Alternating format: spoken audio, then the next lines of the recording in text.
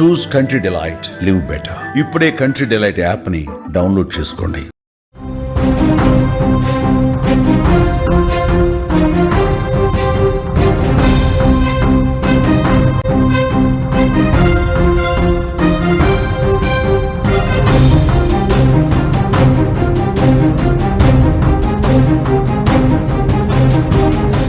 మూసీ వరదల్లో యువకుడు గల్లంతైనట్లుగా తెలుస్తోంది. తొలుత చెట్టును పట్టుకొని కాపాడాలంటూ కూడా ఆ యువకుడు ఆర్తనాదాలు చేశాడు. పోలీసులకు స్థానికులు సమాచారం ఇచ్చారు. రెస్క్యూ టీం వచ్చేసరికి ఆ యువకుడు కనిపించకుండా పోయాడు.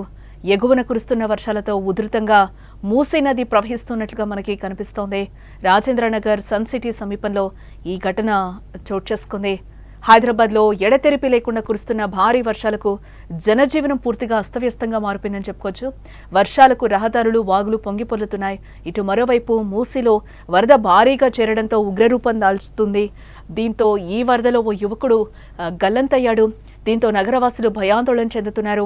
ప్రస్తుతం యువడి కోసం రెస్క్యూ టీం అయితే గాలింపు చర్యలు చేపట్టింది. యువకుడు మూసీ వరదలో చిక్కుకుని చెట్టును పట్టుకునే సహాయం కోసం ఫస్ట్ ఆర్తనాదాలు పెట్టాడు. వరద ఎక్కువగా ఉండడంతో స్థానికులు యువకుడిని కాపాడేందుకు ఎవరు కూడా ముందుకు రాలేదు. వెంటనే కొందరు స్థానికులు పోలీసులకైతే సమాచారం అందించారు. అయితే రెస్క్యూ టీం, అగ్నిమాపక సిబ్బంది వచ్చేసరికి ఘటనా స్థలంలో యువకుడు కనిపించలేదు అని కూడా అంటున్నారు. ఎంత వెతికినా ప్రయోజనం లేకుండా పోయింది. దీంతో యువకుడి జాడ కోసం రెస్క్యూ టీం అలాగే అగ్నిమాపక సిబ్బంది కూడా రంగంలోకి దిగి గాలింపు చర్యలనైతే చేపట్టారు.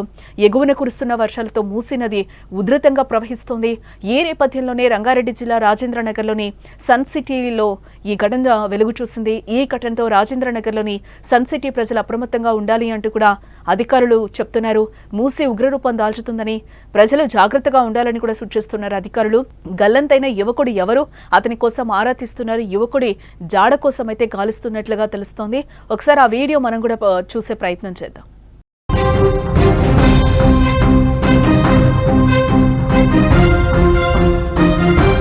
ఇకపోతే నిన్న తెలంగాణ వ్యాప్తంగా కుండపోత వర్షం కురుస్తుంది. హైదరాబాద్ సహా పలు జిల్లాల్లో భారీ వర్షపాతం నమోదైంది. చెరువులు, వాగులు, వంకలు పొంగిపొల్లడంతో రాకపోకలు స్తంభించాయి. జిల్లాల వారీగా చాలా చోట్ల రోడ్లు, కాలనీలపైకి వరద నీరు చేరడంతో జనజీవనం అతలకుతలమైంది. ఇంకా 5 రోజుల పాటు భారీ వర్షాలకు తోడు అతి భారీ వర్షాలు పడతాయని వాతావరణ శాఖ హెచ్చరించింది. వచ్చే 2 రోజులు భారీ నుంచి అతి భారీ వర్షాలు కురిసే అవకాశం ఉంటుంది అంటూ కూడా వాతావరణ శాఖ చెప్తోంది. నార్త్ హైదరాబాద్, సికింద్రాబాద్ వైపు ఏకంగా 20 సెంటీమీటర్ల వర్షం పడే అవకాశం ఉన్నట్లుగా అధికారులు అంటున్నారు. ఇవాళ రేపు కూడా నగరంలో భారీ వర్ష సూచన నమోదైంది.